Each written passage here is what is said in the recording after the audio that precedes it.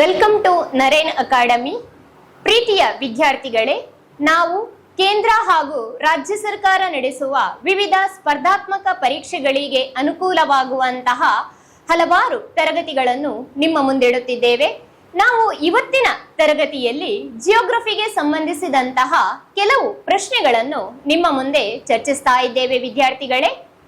ಹೀಗೆ ಮೊದಲಿನ ಪ್ರಶ್ನೆ, Nagarhole national park of the biosphere reserve, Nagarhole ರಾಷ್ಟ್ರೀಯ ಉದ್ಯಾನವನ ಯಾವ ಮೀಸಲು ಪ್ರದೇಶದಲ್ಲಿ ಇದೆ?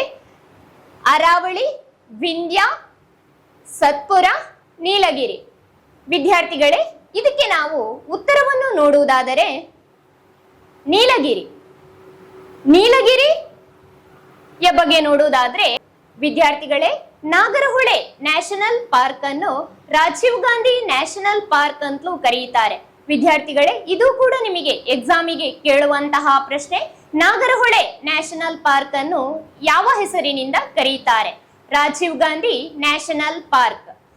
ಇದು ಕರ್ನಾಟಕದ ಕೊಡಗು, ಮೈಸೂರು ಜಿಲ್ಲೆಗಳಲ್ಲಿ ಇರುವಂತದ್ದು. ಇದನ್ನು ಕೂಡ ಕೇಳಬಹುದು ವಿದ್ಯಾರ್ಥಿಗಳೇ.